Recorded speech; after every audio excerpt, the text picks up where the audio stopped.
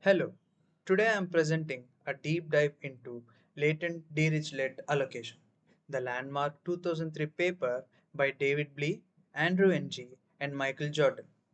Topic modeling is essentially the art of discovering hidden thematic structures in massive collection of documents. Instead of manually reading thousands of articles, we use LDA to mathematically infer what they are about. Over the next 20 minutes, I'll walk you through the Bayesian mechanics that allow us to turn unstructured text into organized and probabilistic data. So, before we look at the model, let's look at the history. Early methods like TF-IDF were great for the word importance but failed to understand context. Then came LSA, which used linear algebra to find patterns but it lacked a probabilistic why. Then PLSA introduced probability but struggled with new unseen documents. LDA was the big breakthrough. It added Dirichlet prior, making the model robust and theoretically sound. It shifted us from just counting words to understanding the distribution that creates them. Imagine a document is a mixture of topics. For example, a news article about SpaceX launch isn't just one category. It might be a blend of 70% aerospace, 20% business, and 10% physics. Every single word in that article was placed there because it belonged to one of those three buckets. LDA assumes that documents are born from these mixtures.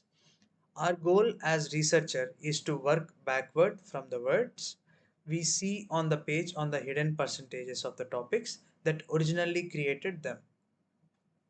So here in this example, a news article isn't just sports, it might be 60% sports, 30% business and 10% law. So here a different example has been used. Now let's get into the generative process. To understand the math, we have to imagine a generative story.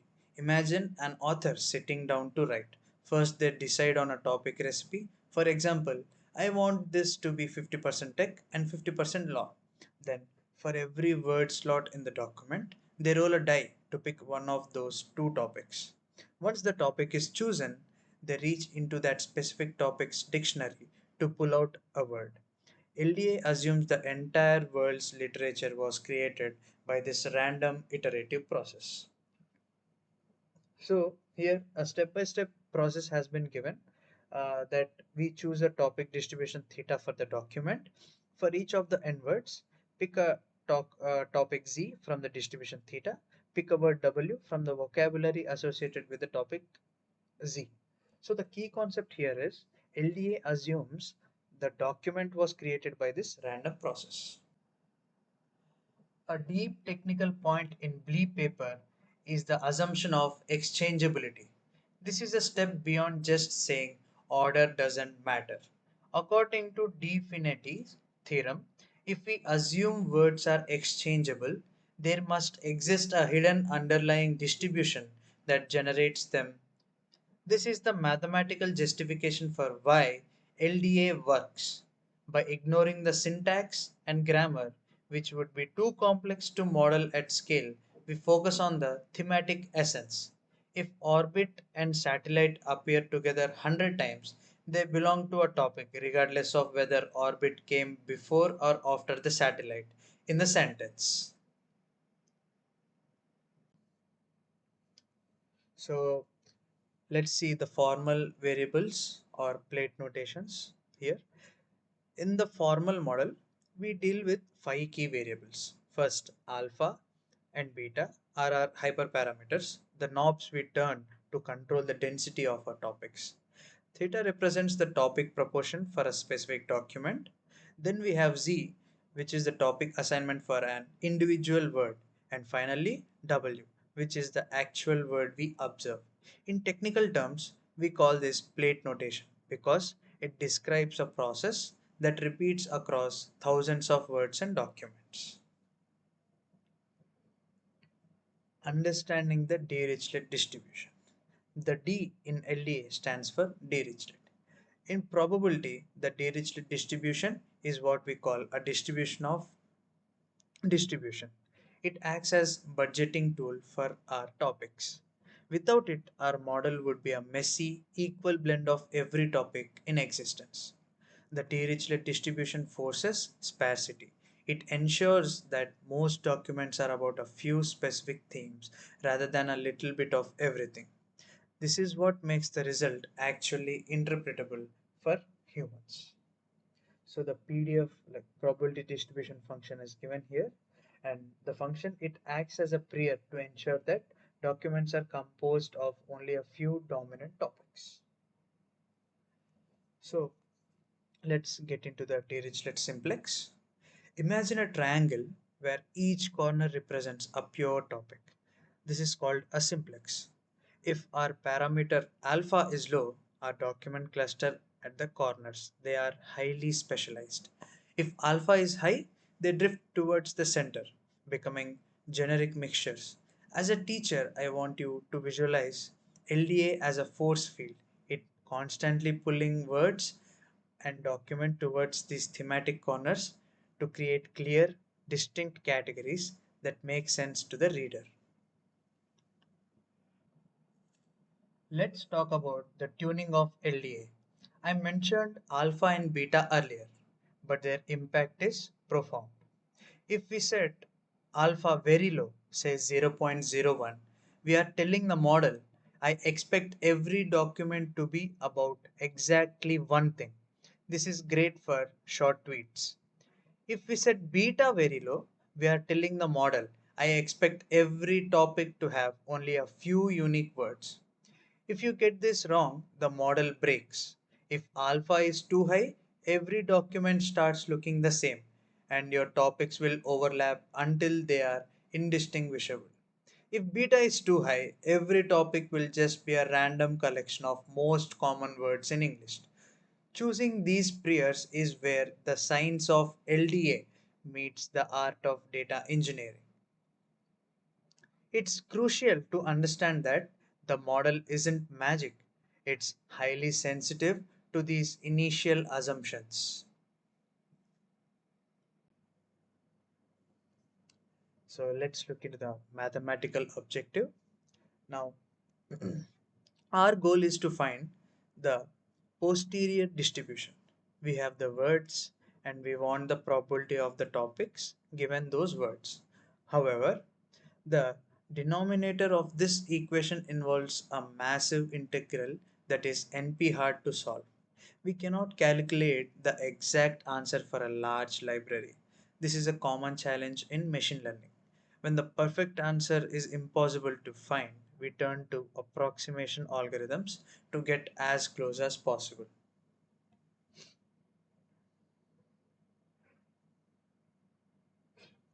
So one of the most popular way to solve LDA is collapsed Gibbs sampling. This is Markov chain Monte Carlo method. Imagine a room full of people who have been randomly assigned to different clubs. One by one, each person stands up, looks at who else is in the room and what they are talking about, and decides to switch clubs to fit in better. After many rounds of this, everyone eventually ends up in the right group. This is exactly how the computer learns which word belongs to which topic. So here you can see the equation for the Gibbs update. Uh, so the left term is documents affinity for the topic and the right term is topics affinity for the word. The computer uses a specific update equation for every word. The first part of the formula asks how much does this specific document like topic K. The second part asks across the whole library how common is the word in topic K. By multiplying these two probabilities, we get the likelihood that a word belongs to in that topic.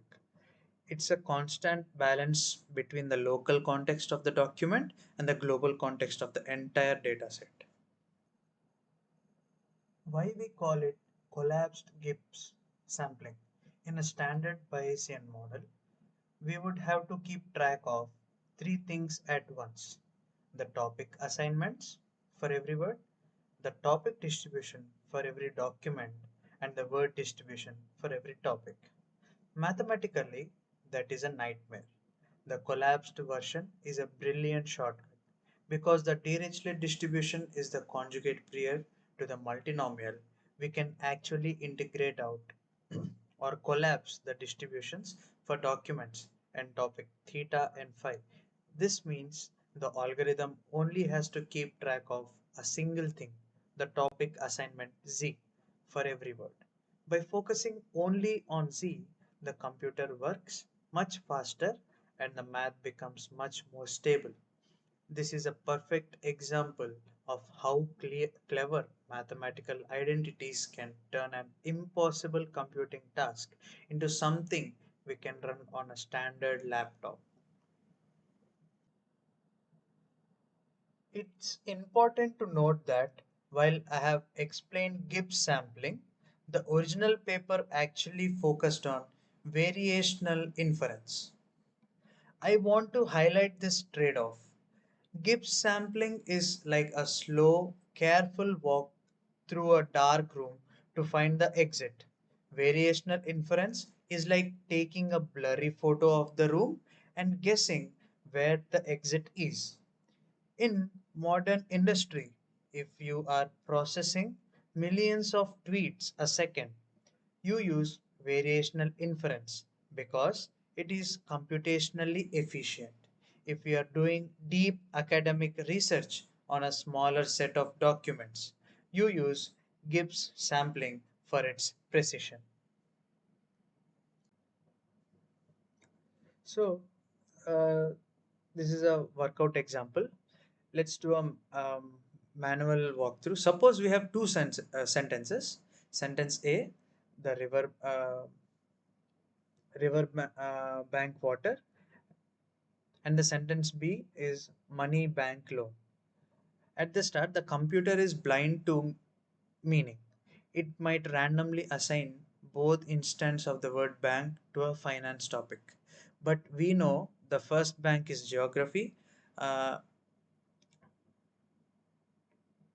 let's see how the model uses the surrounding words to correct this error during the training process.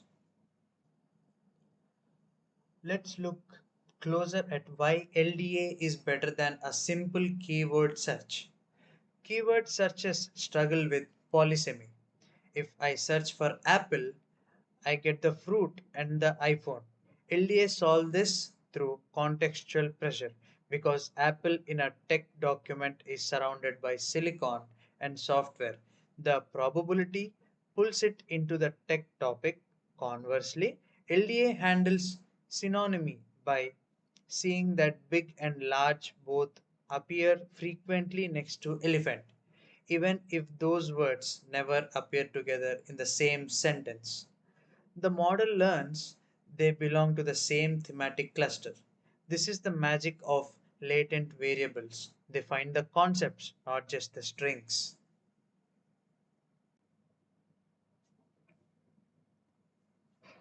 Okay, the calculation. In sentence A, the neighbors are river and water. In sentence B, they are money and loan. When Gibbs sampler runs, it sees the bank in the first sentence is surrounded by nature words. The probability of the finance topic drops significantly, while the probability for the nature topic rises. The word is reassigned.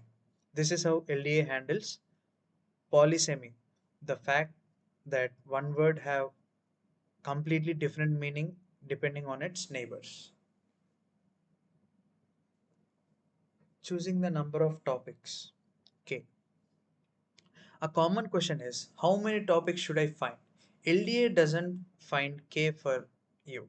If you pick two, your topics will be too broad, like stuff and other stuff. If you pick 100, they will be too fragmented. We use a metric called perplexity to see how well the model predicts new data. It's a trial and error process where we adjust the number of topics until the results are clear and useful for our specific dataset. So Measuring the quality, that is coherence. Math doesn't always equal meaning. We use topic coherence to see if the top word in a topic actually belong together in a way human understand. For example, a topic with doctor, nurse, hospital has high coherence. A topic with doctor, banana, laptop is low coherence. Always remember, in topic modeling, the algorithm handles the statistics, but the human is the final judge of whether those statistics represent reality. Pre-processing steps. To get good results, we must clean our data thoroughly. This involves tokenization to split text into words, stop word removal to get rid of the and is which carry no thematic meaning, and lemmatization to group words like running and ran into a single root run. Without these steps, your most popular topic will just be a collection of grammar words rather than actual theme. There is a famous paradox in topic modeling research. Historically, researchers used perplexity to measure success. Perplexity measures how well the model predicts a new unseen document. However, a famous study by Jonathan Chang found that models with better or lower perplexity score actually produced topics that made less sense to humans. This led to the creation of topic coherence. It reminds us that LDA is a tool for human consumption. A model might be mathematically perfect at predicting word patterns, but if the resulting topics aren't interpretable, meaning a human can't look at the words and give the topic a name, then the model has failed its primary purpose. This is why, in a rigorous NLP project, we always balance the cold math of perplexity with the human centric metric of coherence. So here we used this code, and we use libraries like GenSim. The process involves creating a dictionary, turning documents into a bag of words, corpus, and running the LDA model. One key parameter here is passes, which tells the model how many times to iterate through the entire dataset. For large dataset, this requires significant computational power, but modern optimized libraries make it possible to process millions of documents efficiently. Visualization strategy. Even without looking at a graph, we can evaluate our model by looking at intertopic distance. We want our topic to be distinct. If you look at the results and topic 1 and topic 2 share 90% of same words, your topics are overlapping. In a perfect model, every topic occupies its own thematic island with every little overlap. This ensures that the category we discover are unique and provide real insight. Real world applications. Where do we see this today? Netflix uses this to group movies by hidden vibes rather than just genre. Amazon uses it to analyze millions of products reviews to find common customer complaints. Even in biology, LDA is used to find patterns in gene sequences. It is a universal tool for finding structure in any high dimensional data that can be represented as vocabulary and a document. Let's look at the limitations of LDA. LDA isn't perfect because it is a bag of words model. It ignores word order and grammar. It doesn't understand not good versus very good.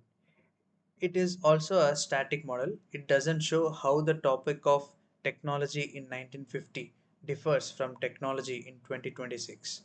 For that, we would need an extension called dynamic LDA. Knowing these limits is crucial for choosing the right tool for your specific research question. So, in conclusion, LDA turns the chaos of unstructured text into a rigorous probabilistic science. It remains one of the most cited papers in computer science because it provides a clear, interpretable way to map the landscape of human thought through our writings. It's the foundation for almost everything we do in automated text analysis today. Thank you for the time, and I'm concluding this video.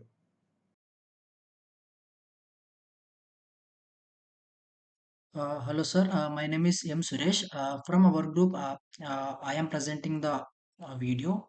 So today, now I am going to present a research paper named "Efficient Estimation of Word Representation in Vector Space" by Thomas Mikalo and his team. So this paper is very important natural language processing because it introduced word to vec, which is widely used in many applications today also. Okay, let's start with a simple idea. As humans, we easily understand that some same words are related. For example, king and queen are related, and car and bus are similar. But computers don't understand this naturally. Earlier, NLP models treated words just as a numbers or IDs. So even if two words are similar, the model treats them as completely different. So let me give one more example. Apple is a fruit, mango is a fruit. We understand both are similar, but a computer can't. So this is the main problem these papers try to solve. So why is this important? If computers don't understand word meaning, machine translation becomes weak. Search engines give poor results. Chatbots respond incorrectly. Also, traditional models like ngrams require huge memory, only focus on frequency, and cannot capture meaning. So we need a better way to represent words. Word embeddings. So the solution is to represent words as a vectors. For example, king, we are representing in numbers, and queen in numbers. So now similar words have similar vectors. Different words have different vectors. So this helps computers understand relationships. The key idea is simple. Words that appear in similar context have similar meaning. For example, I drink coffee in the morning and I drink tea in the morning. So this looks both similar, but you can think of this like how children learn language, right? And they don't use dictionaries. They learn from usage and patterns. So same idea is used here because they this sentence looks similar sentence like, so they will have similar vectors also. So goal of the paper is to learn high quality word vectors, use large data sets, and reduce computation time and improve accuracy. So they focus on efficiency plus performance mainly. So now coming to traditional models, earlier models like NNLM and RNN were used, but they had problems. The problems are very slow and complex and high competition. So let me explain clearly. Like a it contains more hidden layers. So there are more calculations and large vocabulary. So there are huge competitions. That way, simplifying the model was necessary. Now coming to training complexity, the training cost is O is equal to E into T into Q, where E stands for number of epochs and T stands for number of words and Q no, cost per word. So imagine if a data set has millions of words, even small increase in Q becomes very expensive. So the main goal is to reduce Q instead of making complex models. And the authors made simpler models and trained with them on more data. This is very important idea, Ash. So for this solution proposed is they introduced two models. Uh, they are CBOW, which stands for continuous bag of words, and another one is skipgram. These models have very simple, fast, and effective, because there is no less because remove hidden layers are, and this is fastest and good relationship in while learning. Yeah, now coming to CBOW, uh, it predicts a word using context. Like for example, here you can see the cat blank on the mat, matlab dash on the mat. So another it predicts sits because it compares it with surrounding words, and based on that it predicts the word which suits in that blank. And let's say take another example, like I am going to somewhere dash, so it predicts the answer like I am going to school, market, or office. So this is like filling the blank with the correct sentence, so it works perfectly. And how the working of CBOW. In CBOW, like context words are vectors, and vectors are averaged, and it predicts a target word. So it but it ignores word order. That's why it's called as a bag of words. Yeah. Uh, Yeah, yeah. Here is the CBOW equation, which I am taking from the paper. The equation is Q is equal to N into D plus D into log to the base V, where N stand when N is context size, and D is vector size, and V is vocabulary size. So first part is input processing, and second part is output prediction. Which first part is n into d is input processing, and d into log to the base v is output prediction. So using log v, it reduces computation significantly. Now coming to another model, skipgram model. It does totally opposite to the CBOW. Like it takes input as input one word, and output is surrounding words. For example, here is cat, and this give the surrounding words, like it takes before and after the words. Yeah. Now, let's going to next slide. Why skipgram is powerful? So let's understand why it is more powerful. So it captures deeper relationship. In CBOW, we use context to predict a word, but in skipgram, we use a word to predict multiple surrounding words. So each word is treated as very important, and it works very well for rare words. In real world data, some words appear very less. CBOW might ignore them because it averages context. But in skipgram, learns from each word separately, and even rare words get a proper representation. And here, better semantic understanding. Like semantic means a meaning based relationship. For example, doctor and hospital, and teacher and school. So skipgram learns this relationship more clearly. So overall, skipgram focus more on meaning, which is why it performs better in many tasks. Yeah. Now coming to skipgram equation. Here, Q is equal to C into D plus D into log to the base V, log to the base to V. C is the context window size, and D is the vector dimension, and V is the vocabulary size. Now, for what does this mean? So, for each word, we are predicting multiple surrounding words.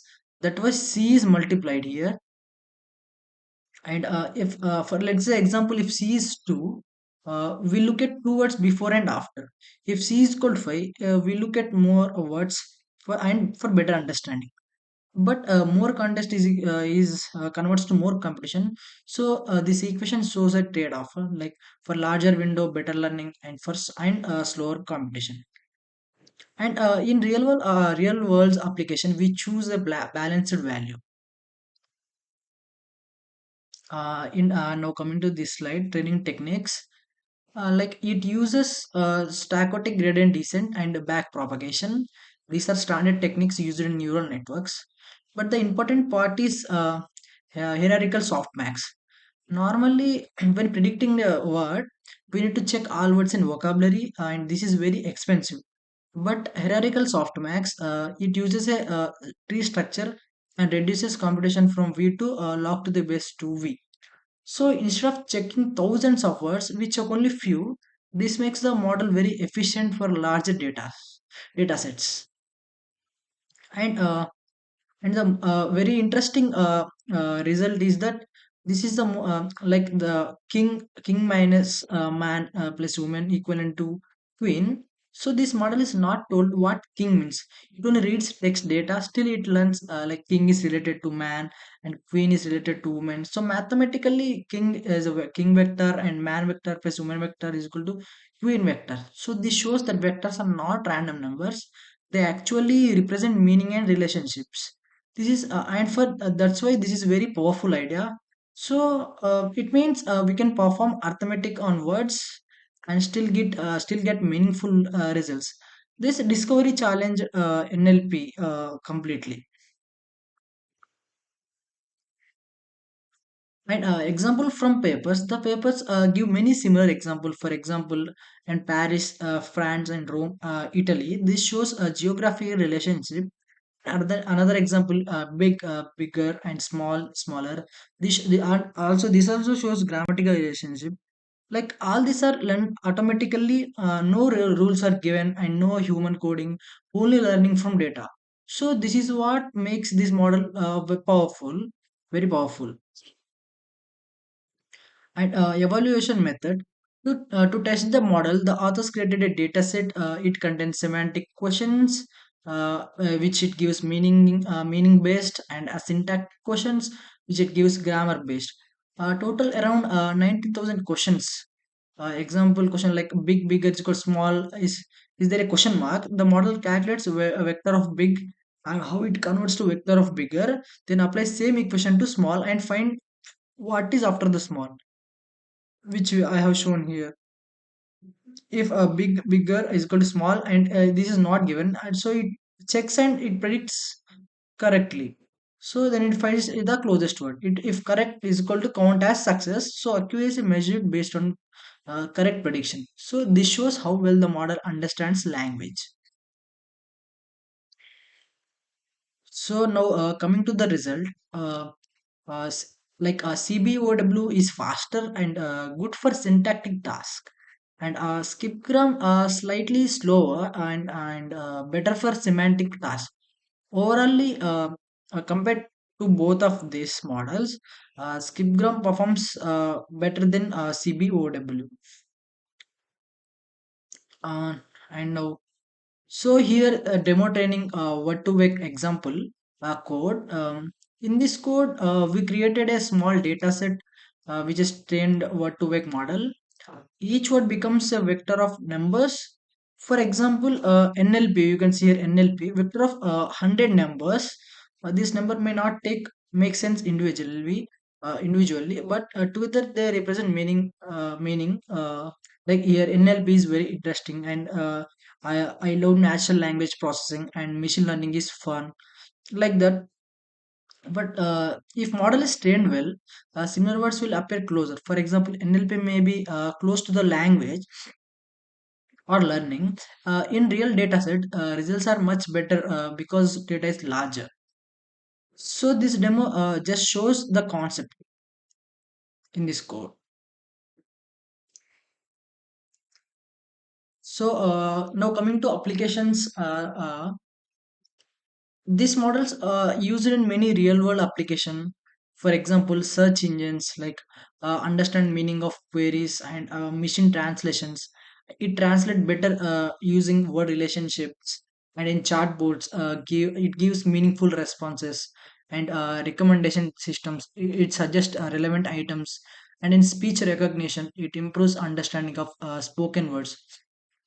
So this is not just a theory. It used in real world systems, which are helpful for many developers and every person in real world. Now talking about strength. Let's look at strength like very fast and efficient to train the data, and it works on very huge data sets and give very efficient and better performance, and it captures deep relationships, and it has very simple architecture to understand. Now, talk about limitation. CBOW ignores word order and needs a large data and cannot fully understand sentence context. So while powerful, it is not perfect CPOW. And now let's conclude. To conclude, this paper shows that we don't always need complex models. Simple models like CBOW and skipgram can learn powerful word representations when trained on large data set and large data. They capture both meaning, semantic and grammar, syntactic. Because of this, they are widely used in search engines, translations, and chatbots. So the key takeaway is like simple ideas and large data. It gives powerful results. So this paper becomes a foundation for many modern NLP techniques. So overall, it's used in very real world examples, and shows the simple idea when applied at large data scale can produce a very powerful results. Thank you.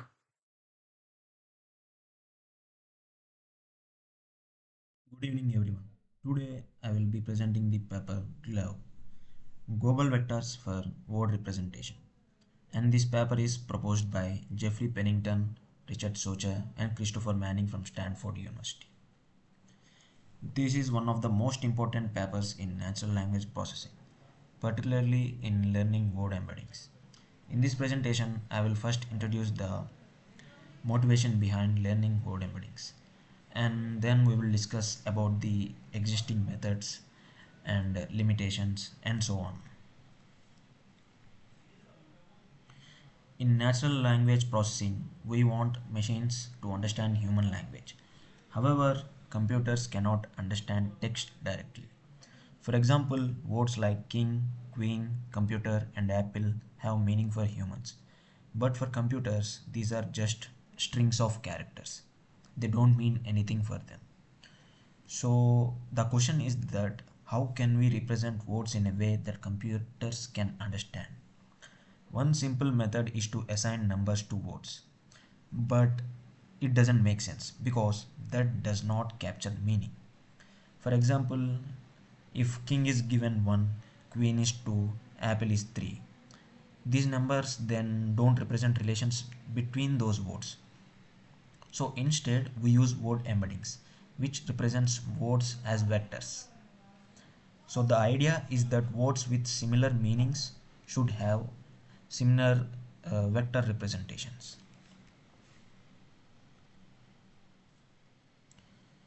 So now we will look at an example. Now see here, you can see that there is a example that king minus man plus woman is equal to queen. So this is from this we can learn about some interesting properties of word embeddings. So first we will see what this mean. So for the vector king contains information about royalty and gender. So if we subtract man, we remove male information, and then we are adding woman plus woman, then we get queen. So the model learns semantic relationships. So we can think of another example. So um, here another example, Paris minus France plus Italy is equal to Rome. So from this we can see that this model is learning about relationships between countries and capitals from this example. So that's why word embeddings are very powerful. And coming to the applications of word embeddings, mainly we can see that they are used in many NLP applications. First, machine translation. For example, we use Google Translate in our daily life. So it uses word embeddings to understand meaning. Second, chatbots. We use chatbots in daily life. So they need to understand meaning of sentences of what we are saying. Third, sentiment analysis. So for example, detecting whether a review is positive or negative. This also uses word embeddings. Fourth, question answering systems. Fifth, name identity recognition. Sixth, parsing and language modeling. So improving word embeddings improve many NLP tasks. Now we will look into existing word embedding methods. The first approach is, there are two main approaches. The first approach is global matrix factorization method. So there are several examples. Here you can see LSA, and there are other two, HAL, PPMI. So these methods use global co-occurrence statistics. So the second approach is local context window method. Examples include Vogt-Vec, skipgram, CBOW. These methods are use neural networks and local context windows. So each of these approaches has their own strengths and weaknesses. And now we will look at the limitations. First, LSA. It just uses global statistics, but it performs very poorly on analogy tasks. And it also does not capture fine-grained semantic relationships. Second, Vogt-Vec. So Vogt-Vec uses local context windows, which capture semantic relationships well. But however, it does not fully use the global statistics. So now from here we can say that we need a model which combines both global statistics and local context. This is exactly what GLOW does. GLOW. GLOW stands for global vectors. The main idea is that GLOW is to use global word co-occurrence statistics. Instead of just predicting context words like Vogt-Vec, GLOW directly uses co-occurrence counts. The idea is that word meaning can be derived from how frequently words appear together. For example, ice often appears with cold and steam often appears with hot. So co-occurrence statistics capture semantic relationships. This is the core idea behind GLOW. Now let's understand co-occurrence matrix. So here is an example. So GLOW builds a word-to-word co-occurrence matrix. Let xi represent how many times word j appears in context of word I. So now see here the sentences ice is cold, steam is hot. From these sentences we build a co-occurrence matrix. Then we might get ice is to cold, steam is to hot. So the matrix looks like this. So this tells us ice is related to cold and steam is related to hot. So this is how GLOW lends meaning. Probability definition. Now that we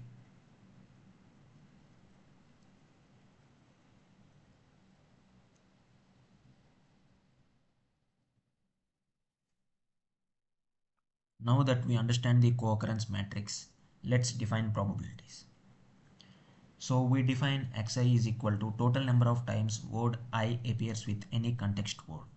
Then we define pij is equal to xij divided by xi. So what this represents is the probability that word j appears in the context of word I. So instead of just using raw counts, we convert them into probabilities.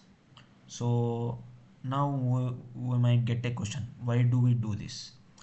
Because probabilities help normalize the counts and make them comparable across different words.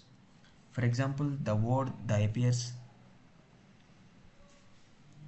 very frequently. So raw counts may be very misleading here in this case. So using probabilities might helps in normalizing this. This is the first step toward building the GLOWS model. Now we will look at this ice versus steam example. So this is the example from the paper. The authors take two words, ice and steam. Then they look at context words, solid, gas, water, fashion. Now think about it. Solid is related to ice, not to steam. Then we can say that gas is related to steam, not to ice. So the probability will look like this. Here you can see that this is the probability ratio. So this helps distinguish meaning between these words. So this is the intuition behind glove. Now come to the key. Now we will look into the key idea of glove. Instead of using probabilities directly, the in the paper they use probability ratios. They define Pik by Pjk. So this ratio tells us how strongly a word is related to one word versus another. If ratio is high, word related to I. If ratio is low, word related to J. So this is the core insight of the glove model. Now we will look at the mathematical model. So the general model is here this one. So here where Wi is word vector, Wj is word vector, Wk is context vector. So this equation models relationship between words. So the goal is to learn word vectors such that this equation holds. So this is the starting of the mathematical formulation. After the mathematical derivation, we get to this final equation. Here we can see that. So this is the main glove equation where Wi is word vector, Wk is context vector, Bi is bias, Bk is bias, Xik is co-occurrence count. Now look at the cost function. The loss function is j is equal to summation of f of xij of wit wj plus bi plus bj minus log xij whole power square. The goal is to minimize this loss. So this means we want predicted values to match actual co-occurrence values. The weighting function f of xij this controls importance of different word pairs. So this loss function is optimized during training.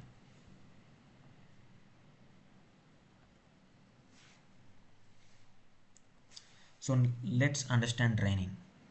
The training process is this. Step 1, we will build corpus, means collecting large text datasets. Step 2, creating co-occurrence matrix, compute word-to-word frequencies so that we can know about this. Step 3, initialize vectors. Step 4, applying weighting function. F of x is equal to x by x max alpha, 1 otherwise. Next, minimizing the loss function. This is the one we seen before. Finally, generating the word embeddings, final output and word vectors.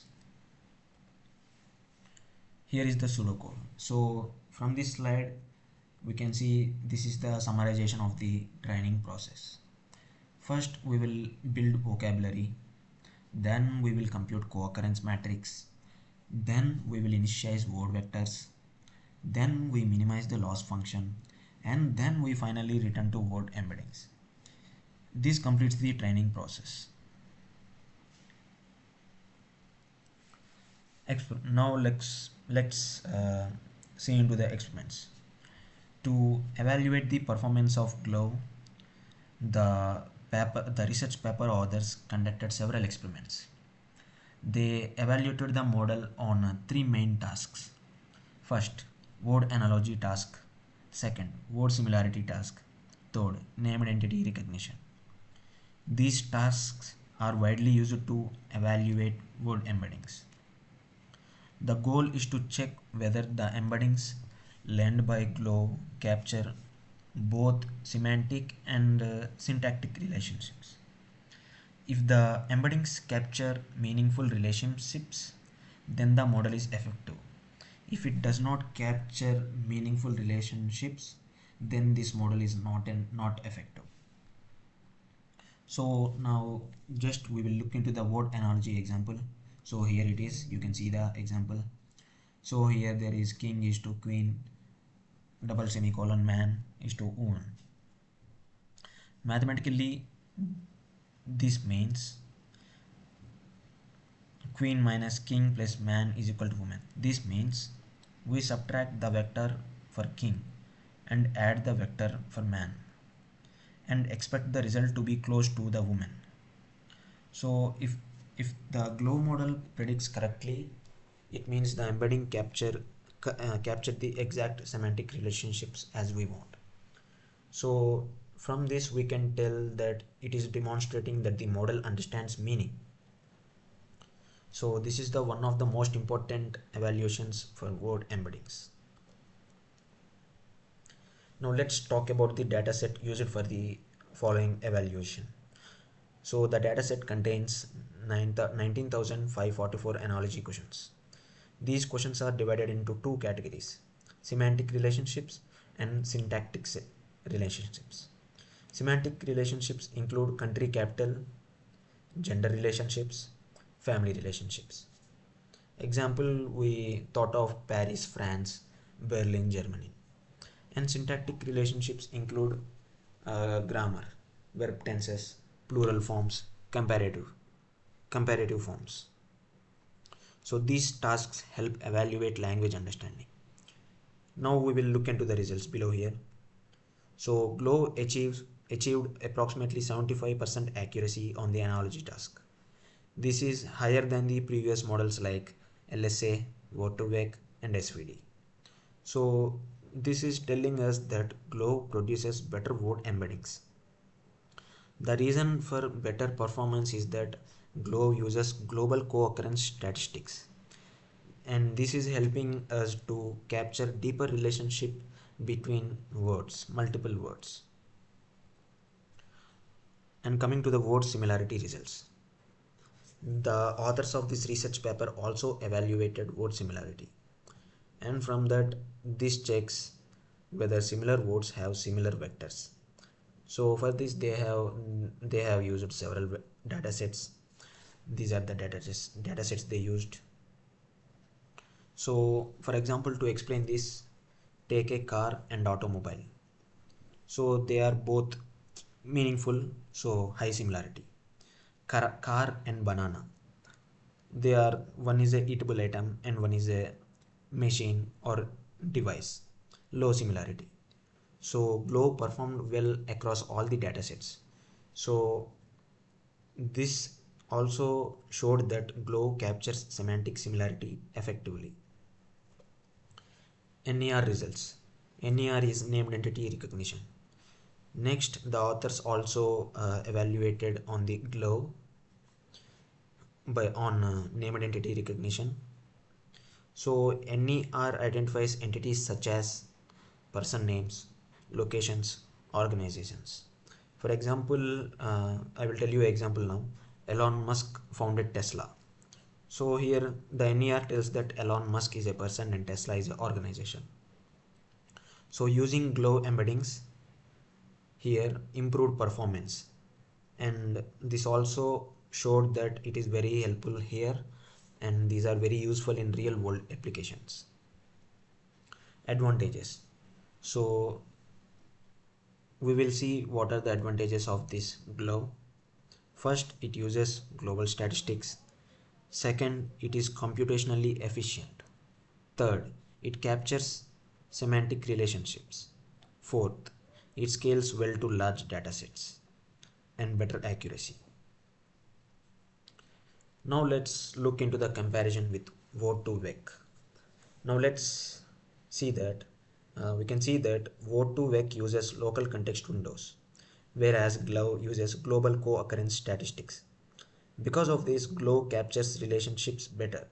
Glow also produces more stable embeddings. This makes Glow a strong alternative. Coming to the conclusion, I conclude that Glow combines global statistics and local context. It uses co-occurrence matrix to learn embeddings. So from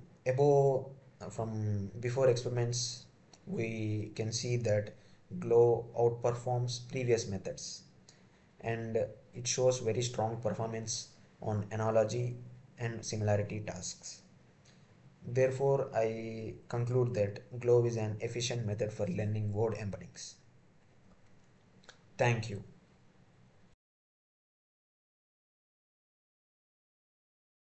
Everyone. Today I will be presenting the paper title Attention is All You Know. This paper introduced the transformer architecture, a completely new way to process sequences of text, replacing the recurrent models that had dominated the field for years. Before 2017, the standard approach for any language task, machine translation, text summarization, question answering, was recurrent neural networks or RNNs and their improved variants, long short term memory networks or LSTMs. The way an RNN works is simple. You feed it a sentence one word at a time, left to right. At each step, it produces a hidden state, a vector that summarizes everything it has seen so far, meaning the current hidden state depends on the previous hidden state and the current input word. This creates two problems. First, there is no parallelism. You cannot compute H3 until H2 is ready, and you cannot compute H2 until H1 is ready. Every step depends on the previous one. This means GPUs, which are designed for massively parallel computation, are almost completely wasted. Training on millions of sentence pairs takes days. Second, there is a vanishing gradient problem. When you try to train the network, the gradient of the loss with respect to early token is a product of many Jacobian matrices. Each of these matrices has values less than 1. The product shrinks exponentially as you go back in time. The model simply forgets what it saw at the beginning of a long sentence. Let's take a real world example of this problem. Consider the sentence, the trophy did not fit in the suitcase because it was too big. What does the word it refer to here? It refers to the trophy. We all know that immediately because we understand the sentence as a whole. But the RNN processes this word by word. By the time it reaches the word it, the signal from the trophy, which appeared much earlier, has been diluted by 6 intermediate hidden state updates. The model often gets this wrong and thinks it refers to the suitcase. LHTMs were designed to partially fix this with gating mechanisms that help preserve long range information, and they do help, but the fundamental problem remains. The path length between trophy and the word it is still proportional to n the sequence length, and parallelism is still impossible. Even with LSTMs, training on large datasets takes days, and long range dependencies remain difficult. The transformer is designed to solve both of these problems at once. So, what's the big idea? The paper proposes throwing away recurrence entirely. Instead of processing tokens one at a time and passing a hidden state forward, the transformer lets every token directly look at every other token simultaneously. The mechanism used to do this is called attention. Think of it as a soft database lookup. Every token produces three things: a query, key, and value. The query represents what this token is searching for. The key represents what this token is advertising about itself, and the value is the actual content about this token will contribute if selected. To find out what the word it refers to, the model takes the query vector of it and compares it against the key vector of every other token in the sentence. The token with the highest similarity, in this case trophy, gets the highest attention weight. The new representation of the word it is then computed as a weighted sum of all value vectors dominated with the value of trophy. This happens for all tokens simultaneously in parallel. There is no sequential bottleneck. The path length between any two tokens is order of 1, a direct connection. That is the core concept of this paper and is captured in the title. Attention is all you need. Now, let's look at how query, key, and value vectors are created. For every token in the sentence, we take its embedding, a fixed size vector representation of the word, and multiply it by three separate weight matrices WQ, WK, and WV.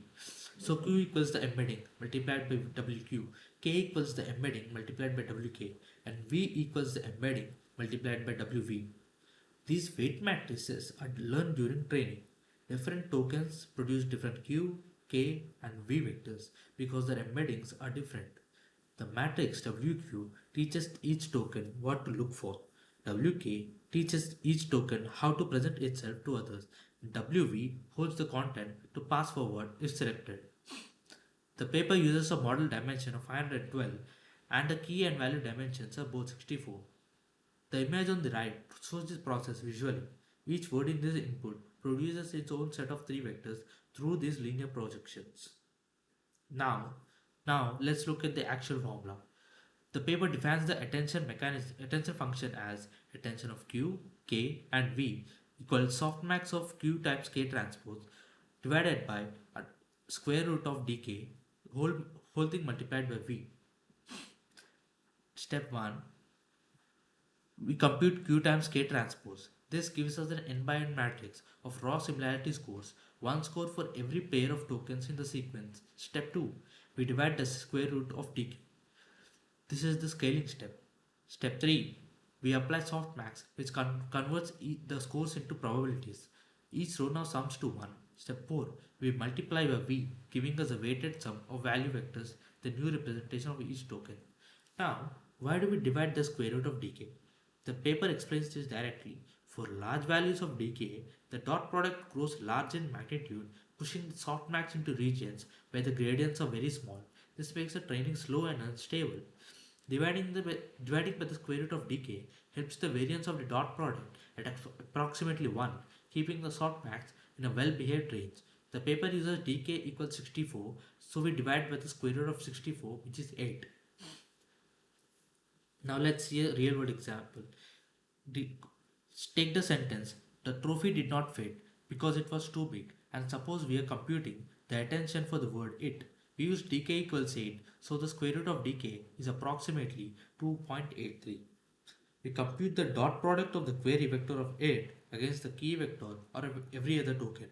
The, the raw scores are shown in the table. Trophy gets the raw score of 8.7, by far the highest. After dividing by 2.83, that becomes 3.07. After softmax, the trophy gets an attention weight of 0.52, more than half of the total weight. The new representation of 8 is then computed as 0.52 times the value of trophy plus 0.11 times the value of 8 itself plus 0.08 times the value of because, and so on. The result is a vector that is dominated by information from trophy. The model has resolved the coreference it refers to trophy without any explicit rule, without any sequential processing, in a single matrix operation. The attention computation produces an n by n weight matrix. Each row corresponds to one query token and the values that in the row that tell us how much attention the token pays to every other token. After softmax, each row sums to 1. We can visualize it as a heat map. Bright cells indicate a strong attention. The diagonal represents a token attending to itself. Off diagonal bright cells reveal cross attention dependencies like it attending strongly to trophy. The key point is that the entire matrix is computed in a one operation. Softmax of Q times K transpose divided by the square root of dk. No loops, no sequential steps. The entire sentence is processed as once. This is what makes the transformer so much faster to train than an RNN.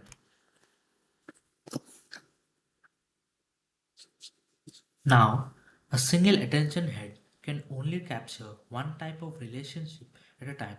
A single set of Q, K, V matrices will learn to attend to whatever is the most useful and average, but a sentence has many different types of relationships simultaneously: synthetic structure, coreference, positional proximity, semantic similarity. The paper solution is multi-head attention. Instead of running attention once, you run it h times in parallel, each with its own learn weight matrices WQI, WKI, and WVI.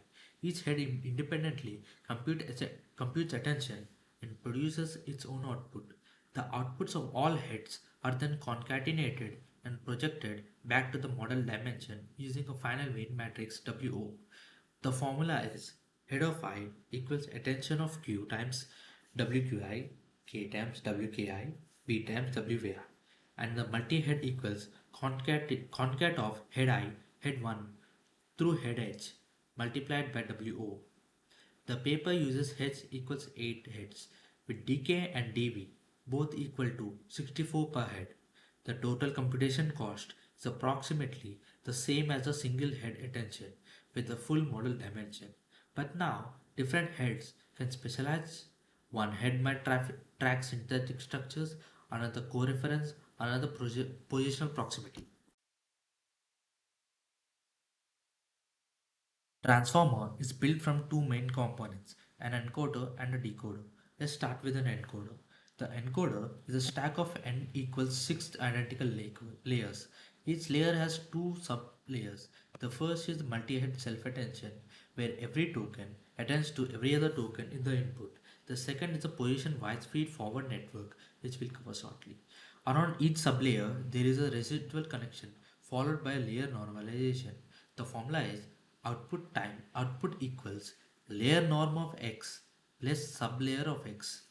The plus x is a residual connection. It creates a direct gradient path back through the network, preventing vanishing gradients. The deep stacks layer norm stabilizes the activations and speeds up training. All sublayers produces a dimension. D model equals 512, so the dimensions are a good consistent throughout the stack. A good analogy is reading a sentence 6 times, each pass building a deeper understanding. Basic word meanings first, then relationships, then context, then ambiguity resolution. The second sublayer in each encoder layer is the position-wise feed-forward network. Its formula is ffn of x equals max of 0, x times w1 plus b1 whole times w2 plus b2. This is a two linear transformations with a ReLU activation in between. The inner dimension is DFF equals 2048, which is 4 times the model dimension of 512. This expansion and contraction gives the network additional capacity to transform the representations. Crucially, this is applied independently to each position. There is no interaction between positions here. All the cross position interaction happens in the attention sublayer. The residual connection and layer norm are applied here too, just as in the attention sublayer. This is the same trick used in ResNet for image recognition. It is a proven technique for training very deep networks.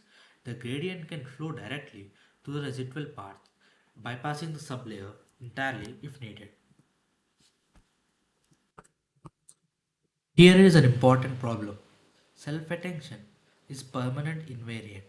If you shuffle the words in a sentence, the attention computation produces the same result, just with shuffled rows and columns. The model has no idea what order the words are in. Dog bites man and man bites dogs would look identical. The solution is positional encoding. Before feeding tokens into the encoder, we add a positional encoding vector to each token embedding. Both the embedding and the positional encoding have their dimensions d model equals 512, so they can simply be summed. The paper uses fixed sinusoidal functions. PE of POS, 2i equals sine of POS divided by 10,000 to the power of 2i over d model. PE of POS, 2i plus 1 equals cosine of the same expression. Here, POS is the position in the sequence and I is the dimension at index. Why sinusoids? The paper argues that PE of POS plus K can be represented as a linear function of PE of POS for any fixed offset K. This means the model can learn to attend by relative position. It also means the encoding generalizes to sequences longer than those seen during training.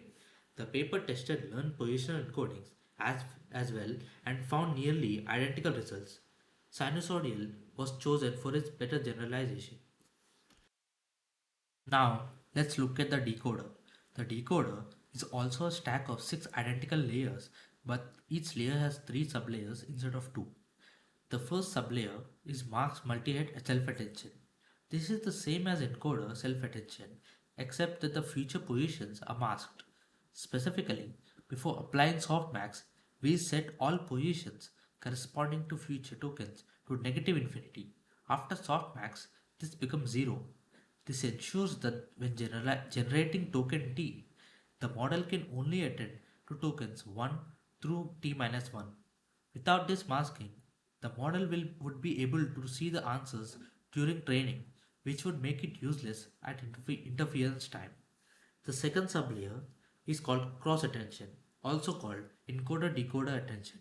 Here, the queries come from the decoder's previous layers, but the key and values come from the encoder's output. This allows every decoder position to attend over each entire source sentence. This is how translation works when generating the German word Aufmerksamkeit. The decoder attends strongly to the English word attention in the source. The third sublayer is called is the same feed-forward network as in the encoder. Finally, A linear projection followed by softmax converts the decoder output into a probability distribution over the vocabulary. This diagram shows the complete transformer architecture. On the left is the encoder stack. Inputs are embedded, position encodings are added, and the sequence passes through 6 identical encoder layers, each containing multi-head self-attention, followed by a feed-forward network with residual connections and the layer norm around each. On the right is the decoder stack. The output sequence, shifted right by one position, is embedded and positionally encoded, then passes through 6 decoder layers. Each decoder layer has masked self attention, then a cross attention over the encoder output, then a feed forward network. The key hyperparameters are D model equals 512, N equals 6 layers, H equals 8 attention heads, DFF equals 2048, and DK equals DV equals 64 per head. These are the values used for the base model in the paper. Paper includes a formal comparison of different layer types on 3 matrices: computational complexity per layer, the number of sequential operations required, and the maximum path length between any two positions. Shelf attention has a complexity of order of n times squared d per layer of but order of 1 sequential output operations and order of 1 maximum path lengths. Recurrent layers have order of n times squared, n times d squared complexity, order of n sequential operations, meaning they cannot be parallelized, and order of n path lengths, meaning distant tokens are hard to connect. Self attention wins on 2 of the 3 matrices. The order of 1 sequential operations means the entire computation can be parallelized across all positions simultaneously. The order of 1 path length means any two tokens are directly connected. No information bottleneck, no vanishing gradient over distance. The only downside is the order of n squared complexity in sequential length. For n equals 512 and d equals 512, this is manageable. But for very long sequences, it becomes expensive. But later works like long former and flash attention address this.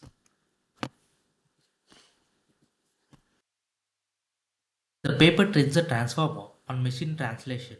The data sets are WMT to 2014 German English German with approximately 4.5 million sentence space and WMT 2014 English French with approximately 36 million sentence space. Byte pair encoding is used to build a shared vocabulary of around 37,000 tokens. Two model sizes are trained. The base model has D model equals 512, 8 heads, 6 layers, and 65 million parameters. The big model has D model equals 1024, 16 heads, 6 layers, and 213 million parameters. The optimizer is Adam with a custom learning rate schedule. The learning rate increases linearly for the first 4,000 steps. This is the warm-up phase and then decreases proportionally to the inverse square root of the step number. This warm-up is important because early in training, the gradients are noisy and large learning rates can destabilize the model. Regularization includes a dropout with probability zero point 0.1 applied to sublayer outputs and embeddings and label smoothing with epsilon equals zero point 0.1. Training uses 8 NVIDIA P100 GPUs.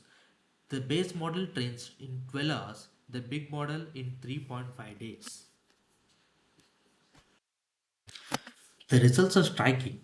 On English to German translations, the Transformer Big Model achieves a BLEU score of 28.4, more than 2 points higher than the previous best model, which was a mixture of experts model that cost 2 times 10 to the 19 floating point operations to train.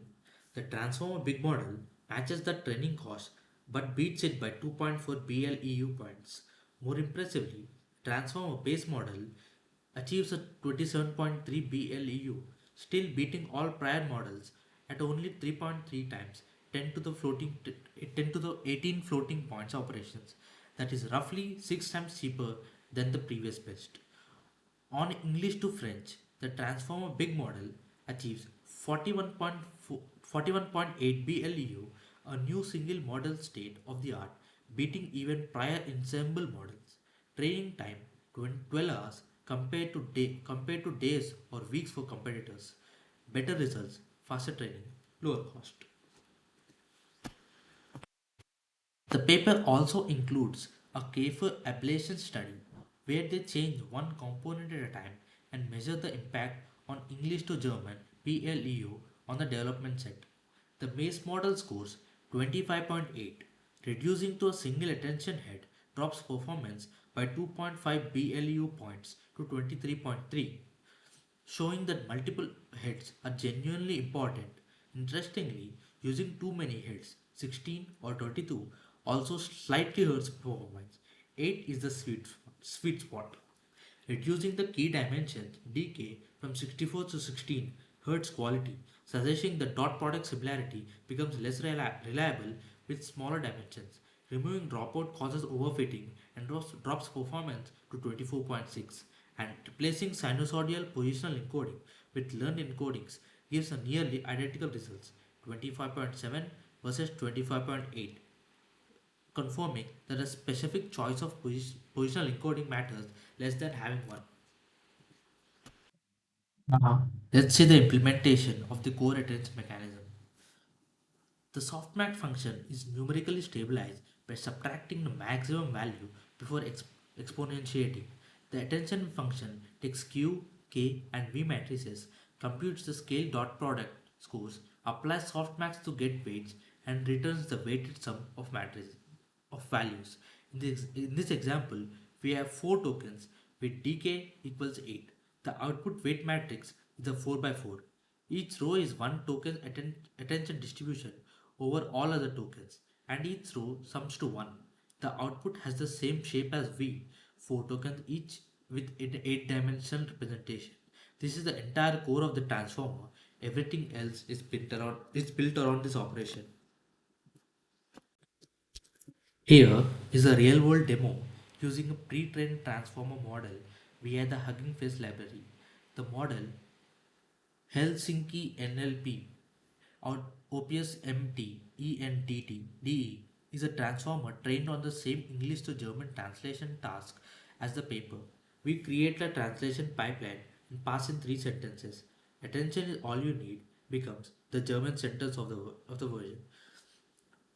The trophy did not fit because it was too big, becomes the German sentence of the sentence. And notice that C, the German pronunciation, correctly refers to the trophy. The co-reference that RNN struggle with is resolved correctly by the transformer. This is the same architecture described in the paper running in a few lines of Python, translating in milliseconds. Now, let's talk about the real world impact of this paper. The impact of this paper is difficult to overstate. Every major language model today is a direct descendant of this transformer. On the language model side GPT-1, 2, 3, and 4 from OpenAI use the same decoder only variant of the transformer, scaled to billions of parameters. L- LLama, Mistral, Gemini, Claude, all transformer variants. ChatGPT and GitHub Copilot are products built on top of these models. On the representation model side, BERT from Google, published in 2018, used the encoder only variant and powers Google search to this day. Beyond language, the Vision Transformer applies the same architecture to image patches. DALI and Stable Diffusion use transformer in their pipelines. AlphaFold 2 uses a transformer to predict protein structures, a breakthrough in biology. The paper has over 1 lakh citations, making it one of the most cited papers in the history of computer science. It was published in 2017. Every major AI product used today traces back to this single paper. Thank you. Today I will be presenting the paper titled Chain of Thought Prompting Illicit Reasoning in Large Language Models. This paper introduced the deceptively simple idea If you show a large language model examples that include step-by-step reasoning, the model starts reasoning step by step too. No fine-tuning, no new architecture, no change to the prompt model at all, just a different prompt. And the result was dramatic. Let's go through it. By 2022, large language models like GPT-3 were impressive across a wide range of tasks: translation, summarization, question answering, code generation. But they had one very clear weakness: multi step reasoning. Ask GPT-3 a simple arithmetic word problem, and it would often get it wrong. Ask it a common sense reasoning question that requires chaining two or three logical steps, and it would pick a plausible sounding but incorrect answer. The GSM 8K benchmark, a dataset of grade school maths word problems. GPT-3, with standard prompting, achieved only 18% accuracy. These are problems a 10-year-old can solve. The reason is fundamental. A language model predicts the next token. It does not have a mechanism to work through intermediate steps. The answer is generated in one shot, directly from the question, with no scratchpad, no working memory, no intermediate computation. For simple tasks, this is fine. For tasks that require multiple steps, it consistently fails. The key observation in this paper is almost embarrassingly simple. When humans solve hard problems, they write out intermediate steps. They show they're working. What if we show the model examples that include those steps? Here's the difference. Standard few shot prompting gives the model examples like this. Question: Roger has 5 tennis balls. He buys 2 cans of 3 balls each. How many does he have? Answer: 11. Just the question and the final answer. Chain of thought prompting gives the model examples like this. Using the same question as the last example, the answer given is: Roger starts with 5 balls. He buys 2 times 3 equals 6 more balls. 5 plus 6 equals 11. The answer is 11. The model sees the reasoning chain in the few short examples. It learns to produce a reasoning chain for new questions too. And when it produces the chain, it gets the right answer far more reliably. What makes this remarkable is that no fine tuning is involved. No graded updates, no new training data, no changes to the model weights. The model already had this capability. It just needed to be shown the right format to unlock it. Now, what is chain of thought prompting? Let's define chain of thought prompting precisely. A chain of thought prompt is a few short prompt where each exemplar consists of three parts: a question, a chain of thought, which is a natural language rationale that works through the problem step by step, and a final answer. The model sees typically 8 of these exemplars and then is given a new question. It generates a chain of thought followed by an answer. The paper introduced two variants. The first is few short chain of thought. You provide handwritten reasoning chains as examples. The second is zero shot chain of thought, which requires no examples at all. You simply append the phrase let's think step by step to the question, and the model generates a reasoning chain before answering. This was a surprising find. 8 words unlock reasoning with zero demonstrations. There is one critical constraint the paper establishes clearly. Chain of thought only works on large models. Models below approximately 100 billion parameters show flat or even negative results. The benefit only emerges at scale. Small models generate fluent sounding but incorrect reasoning chains. They produce the right format but the wrong content. These images show the difference visually. On the left, you can see standard few-shot prompting. The model is given question-answer pairs with no reasoning, and when asked the new question, it produces a direct answer, which is often wrong. On the right, you can see the chain of thought prompting. The model is given question reasoning answer triplets, and when asked the new question, it generates a full reasoning chain before producing the final answer. The same model, the same weights, the same number of examples, just a different format. The reasoning chain acts as a scratchpad. The model externalizes its intermediate computation into the generated text, and each step is simple enough that the model can execute it reliably. Let's go through a concrete math example. The problem is a juggler can juggle 16 balls. Half of the balls are golf balls, and half of the golf balls are blue colored. How many blue golf balls are there? With standard prompting, GPT-3 answers 8. That is wrong. It seems to have just taken half of 16 and stopped. With chain of thought prompting, the model generates: the juggler has 16 balls. Half are golf balls. 16 divided by 2 is equal to 8 golf balls. Half of the golf balls are blue. 8 divided by 2 equal to 4 blue golf balls. The answer is 4. Correct. Why does this chain help? The problem requires two sequential divisions. Neither division is hard on its own. The difficulty is in chaining them correctly. By writing out the first result, 8 golf balls, The model has that intermediate value available in its context when it needs to compute the second step. The reasoning chain acts as working memory. The model is not doing anything more sophisticated. Just it is just doing one simple thing at a time. Chain of thought is not just for max. Here is a common sense reasoning example. The question is, would a pear sink in water? With standard prompting, the model answers yes, that is wrong. A pear floats. With chain of thought prompting, the model generates. The density of a pear is about 0.6 grams per centimeter cube. The density of water is 1 gram per centimeter cube. Objects with density less than water float. Since 0.6 is less than 1, a pear would float, not sink. The answer is no, which is correct. Here, the model needs to retrieve two facts and combine them. Standard prompting asks it to do this implicitly in one step. Chain of thought makes each step explicit. The paper also tests symbolic reasoning. For example, take the last letters of the word Elon Musk and concatenate them. Standard prompting answers often fails this. With chain of thought, the last letter of Elon is N. The last letter of Musk is K. Concatenated NK. Correct. The model just needed to be shown how to decompose the problem. Now, one of the most striking results in the paper is zero shot chain of thought. You do not need to write any examples at all. You simply append the phrase, let's think step by step to the question. The process has two stages. In stage 1, you prompt the model with the question, followed by let's think step by step, and the model generates a reasoning chain. In stage 2, you take the generated chain and append it to the original question. Add, therefore, the answer is, and the model produces the final answer. The results are remarkable. On the multi-RH benchmark, standard zero-shot prompting achieves 17.7% accuracy. Zero-shot chain of thought achieves 78.7% accuracy, a gain of 61 percentage points from the 8 words.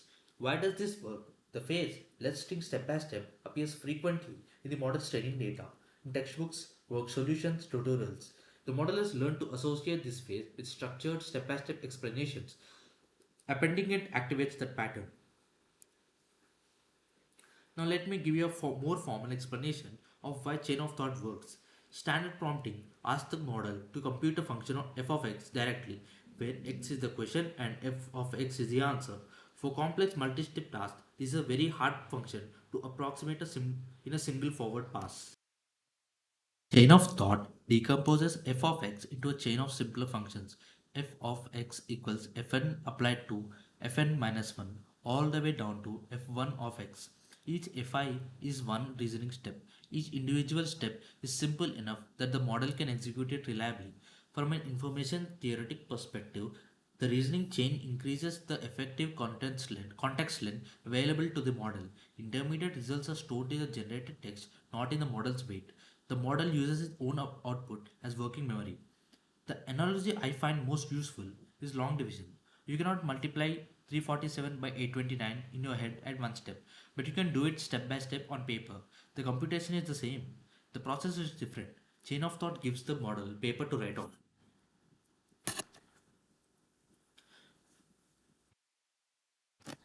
Let me show you the quantitative results. The paper tests chain of thought across arithmetic common sense and symbolic reasoning tasks using Palm 540B, GPT-3 175B and Lambda 137B. On GSM 8K, grade school maths, standard prompting gives 18%, chain of thought gives 56%. That is a 38 percentage point improvement. On multi-arith, standard gives 34%, chain of thought gives 93%, a 59-point gain. On SVAMP, a 23-point gain. On Aqua Algebra problem, a 22-point gain. On Common Sense Reasoning with Strategy QA, an 8-point gain. On Symbolic Tasks, gain of 16 to 23 points. The most significant result is on GSM 8K with Palm 540B, 56% accuracy, which matches or beats fine-tuned models that were specifically trained on maths data. Chain of thought with no fine-tuning is competitive with task-specific training.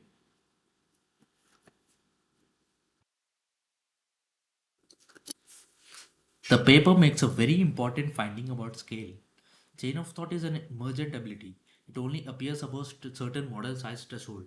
For models below approximately 100 billion parameters, chain of thought IDA has no effect or actually hurts performance. Small models generate reasoning chains that look correct in format but are wrong in context. They produce fluent nonsense. The model needs enough capacity to actually execute each reasoning step correctly. The paper tests this across multiple model families. GPT-3 at 175 billion parameters benefits significantly. Palm at 540 billion parameters benefits the most. Lambda at 137 billion parameters benefits the least, but GPT-3 at 6.7 billion parameters shows no benefit. This is not a smooth curve, it is a phase transition. Below the threshold, nothing, above dramatic gains. This explains why chain of thought was not discovered earlier. The models that existed before GPT-3 were simply not large enough to benefit from it. The paper carefully tests whether chain of thought is robust or fragile. Four experiments are run. First, three different annotators each write their own reasoning chains for the same questions. All three versions give similarly accurate improvements. The specific wording of the chain does not matter much, the structure does. Second, the eight few short questions are swapped out for different questions. Performance remains stable. Third, the reasoning chains are kept correct, but the final answers are changed to wrong values. Performance drops significantly. This confirms that reasoning chain itself is driving the improvement, not just the format. Fourth, the chains are removed and only the final answers are kept, reverting to standard prompting. For performance drops back to baseline. These four experiments together establish the chain of thought is a genuine and a robust phenomenon, not a fragile prompting engineering trick. One practical limitation of few short chain of thought is that someone has to handwrite these reasoning chains. This requires domain expertise and is time consuming. AutoCOT, introduced by Zhang and colleagues building directly on this paper, solve this automatically. The idea is to use zero shot chain of thought to generate the chains automatically. You cluster the questions by similarity, sample one question per cluster, generate a reasoning chain using let's think step by step, and use those generated chains as your few shot exemplars. The result is that AutoCOT matches or beats handwritten chain of thought on most benchmarks. Fully automated, new human annotation required. This shows chain of thought is a practical technique, not just a research curiosity. Another important extension is program aided language models or PAL. The problem with natural language reasoning chains is that the model can make arithmetic errors even when the reasoning logic is correct. It might write 8 divided by 2 equals 5. Wrong calculation, right approach. PAL replaces the natural language chain with Python code. The model generates code that solves the problem and then a Python interpreter executes it for an exact answer. The model handles the logic and structure, the interpreter handles the arithmetic. For example, for the juggler problem, total equals 16. Golf equals total divided by 2. Blue equals golf divided by 2. Answer equals blue. The interpreter runs this and returns 4. Exactly correct every time. PAL outperforms chain of thought on arithmetic benchmarks because it eliminates calculation errors entirely. It combines the language model's reasoning ability with the interpreter's computation precision. Now, here is a code demo showing how to construct a chain of thought prompt and call GPT-4 via the OpenAI API. The prompt contains two exemplars. Each exemplar has a question followed by a step-by-step reasoning chain and a final answer. The third question is left open, just the question mark with an A at the end, and the model completes it. When you run this, GPT-4 generates 21 minus 15 equals 6 trees were planted today. The answer is 6. The model followed the pattern from the exemplars and produced the correct reasoning chain for a question it has never seen. This demo shows two things. First, zero shot chain of thought. We simply append, let's think step by step, to the question and the model generates a reasoning chain with no examples at all. Second, self consistency. We sample 5 different reasoning chains from the model at temperature 0.7, extract the final answer from each chain, and take the majority word. Different chains may reach different answers, but correct reasoning paths tend to converge on the same answer, while incorrect paths diverge. The majority word filters out the noise. Let me explain self consistency in a more detail because it is an important technique. The problem with greedy chain of thought is that a single reasoning chain can go wrong at any step, and one mistake early in the chain propagates to a wrong final answer. Self consistency addresses this by sampling k diverse reasoning chains, typically using a temperature greater than 0, so the model produces different outputs each time. Each chain may reach a different answer. You can you then take the majority votes across all k answers. The intuition is that the correct reasoning paths tend to converge. There are many ways to correctly solve a problem, but they all lead to the same answer. Incorrect path tends to diverge. There are many different wrong answers. Majority votes exploit this asymmetry. The result speaks for themselves. Self-consistency plus chain of thought on GSM 8K goes from 56% to 74% with Palm 540B. The trade-off is cost. You need K times more model calls, for but for applications where accuracy matters, this is a very effective technique. Limitations. The paper is honest about limitations of chain of thought. First, it requires very large models, above 100 billion parameters. This means it is not accessible to most researchers or practitioners without expensive API access. Second, there is no guarantee of correctness. The model can the model can produce a fluent, confident, completely wrong reasoning chain. This is sometimes called hallucination. The model generates plausible sounding steps that are factually incorrect. Third, handcraft exemplars are expensive for a few short COT. Auto COT partially solves this, but not perfectly. Fourth, the technique is sensitive to prompt format. Let's think step by step works well. Other phrasings may not. Small changes to the prompt can produce large changes to the output. Fifth, and the most importantly, philosophically, the model is not truly reasoning, it is pattern matching. It has seen similar reasoning patterns in its training data and is retrieving and recombining them. This is a powerful capability but is not the same as genuine logical deduction. Now, despite these limitations, chain of thought has found real world applications across many domains. In medical diagnosis, chain of thought helps models reason through different diagnoses step by step. The patient has fever, cough, and fatigue, which suggests these conditions, ruling out these others. It is used in clinical decision support tools. In legal reasoning, it helps break down complex legal questions into sub questions, identify relevant stages, and apply them step by step. In mathematics education, Khan Academy's Kanmingo tutor uses chain of thought style prompting to show students the working, not just the answer.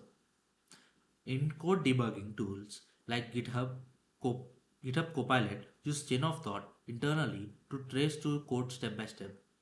In scientific reasoning, alpha geometry uses chain of thought style reasoning to generate mathematical proofs. Drug discovery tools use it to reason through molecular properties step by step. Now, its impact and legacy.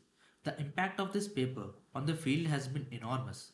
Before this paper, prompting researchers focused on what you ask, better question templates, better task descriptions. After this paper, prompting researchers focuses on how you ask, making the reasoning process explicit. The paper directly inspired a wave of follow up work. Self consistency, which we covered, pushes accuracy further through majority voting. Tree of thought extends chain of thought to branching reasoning trees where the model exploits multiple paths. React combines reasoning with tool use. The model reasons and then acts, calling search engines or calculators. Program aided language models replace natural language chains with executable code. All of these techniques are now embedded in modern AI assistants. ChatGPT, Claude, and Gemini all use chain of thought style reasoning internally. OpenAI's O1 and O3 models make chain of thought the core mechanism. The model explicitly reasons before answering, and you can see the thinking process. The paper has over 5,000 citations, one of the most cited NLP papers of 2022. Thank you.